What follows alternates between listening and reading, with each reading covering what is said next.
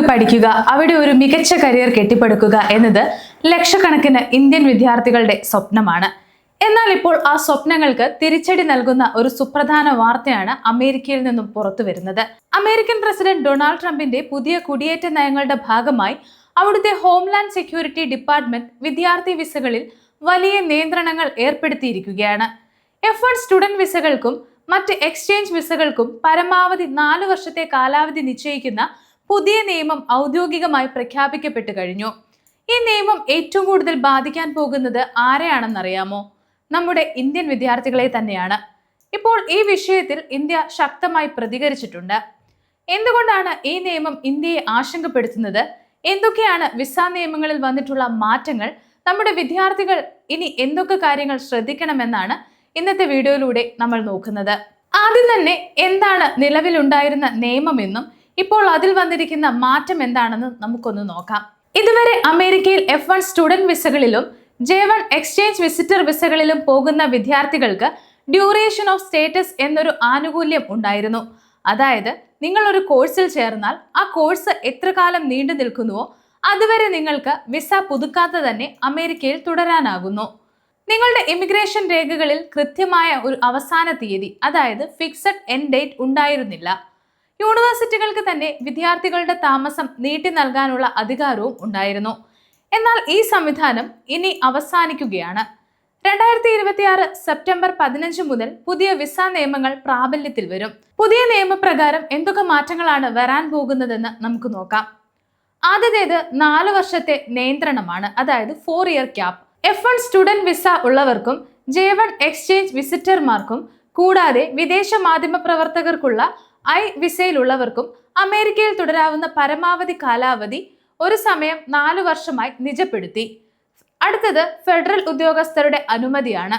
4 വർഷത്തിന് ശേഷവും പഠനം പൂർത്തീകരിക്കാൻ കൂടുതൽ സമയം വേണമെങ്കിൽ വിദ്യാർത്ഥികൾ US ഹോംലാൻഡ് സെക്യൂരിറ്റി ഡിപ്പാർട്ട്മെന്റിന് വിസ നീട്ടുന്നതിനായി പ്രത്യേക അപേക്ഷ നൽകണം.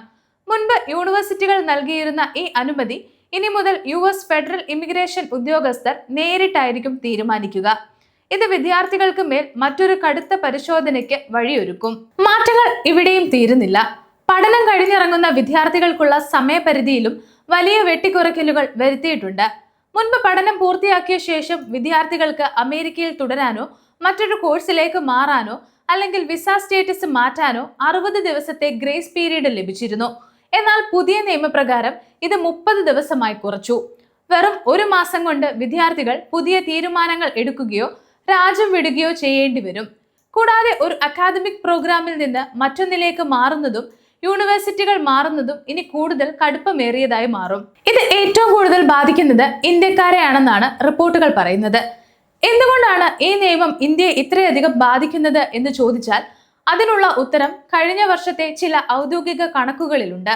ലോകത്തിൽ തന്നെ അമേരിക്കയിലേക്ക് ഏറ്റവും കൂടുതൽ വിദ്യാർത്ഥികളെ അയക്കുന്ന രാജ്യം നമ്മുടെ ഇന്ത്യയാണ്. ചൈനയെ മറികടന്ന് ഇന്ത്യ ഇതിൽ 1-ാം സ്ഥാനത്താണ് ഉള്ളത്. അടുത്തിടെ പുറത്തുവന്ന ഓപ്പൺ ഡോർ 2025 റിപ്പോർട്ട് പ്രകാരം 2024-25 അക്കാദമിക് വർഷത്തിൽ മാത്രം 3,36,019 ഇന്ത്യൻ വിദ്യാർത്ഥികളെയാണ് അമേരിക്കൻ കോളേജുകളിലേക്കും സർവകലാശാലകളിലേക്കുമായി പഠിക്കാൻ വിട്ടിരിക്കുന്നത്. മുൻ വർഷത്തെ അപേക്ഷിച്ച് 10% വർധനവാണ് ഇതിലുണ്ടായിട്ടുള്ളത്. ഇതിനു പുറമെ ലക്ഷക്കണക്കിന് J1 എക്സ്ചേഞ്ച് വിസിറ്റർമാരും അവിടെയുണ്ട്. അതുകൊണ്ട് തന്നെ ഈ പുതിയ നിയമം ഏറ്റവും കൂടുതൽ ബാധിക്കുക ഇന്ത്യ, ചൈന, ദക്ഷിണ കൊറിയ എന്നീ രാജ്യങ്ങളിൽ നിന്നുള്ള വിദ്യാർത്ഥികൾക്കായിരിക്കും. വിസ ദുരുപയോഗം തടയുന്നതിനും കുടിയേറ്റക്കാരുടെ മേൽ കൃത്യമായ നിരീക്ഷണം നടത്തുന്നതിനുമാണ് ഈ കടുത്ത നടപടിയെന്നാണ് ട്രംപ് ഭരണകൂടത്തിന്റെ വാദം. എന്നാൽ ഇത് യഥാർത്ഥ വിദ്യാർത്ഥികളിൽ വലിയ അനിശ്ചിതത്വമാണ് ഉണ്ടാക്കിയിരിക്കുന്നത്. ഈ സാഹചര്യത്തിലാണ് ഇന്ത്യ തങ്ങളുടെ ആശങ്ക അമേരിക്കയെ അറിയിച്ചിരിക്കുന്നത്. വിദേശകാര്യ മന്ത്രാലയ വക്താവ് രൺധീർ ജയ്സ്വാൾ മാധ്യമങ്ങളോട് വ്യക്തമാക്കിയത് വിസ നിയമങ്ങളും ഇമിഗ്രേഷൻ കാര്യങ്ങളും ഏതൊരു രാജ്യത്തിന്റെയും പരമാധികാര പരിധിയിൽ വരുന്നതാണെങ്കിലും കഠിനാധ്വാനം ചെയ്ത് പഠിക്കാൻ പോകുന്ന യഥാർത്ഥ ഇന്ത്യൻ വിദ്യാർത്ഥികൾക്കും യാത്രക്കാർക്കും ബുദ്ധിമുട്ടുകൾ ഉണ്ടാകുന്ന സാഹചര്യത്തിൽ ഇന്ത്യ ഈ വിഷയം അമേരിക്കൻ ഭരണകൂടത്തിന് മുന്നിൽ ഉന്നയിക്കുമെന്നാണ്.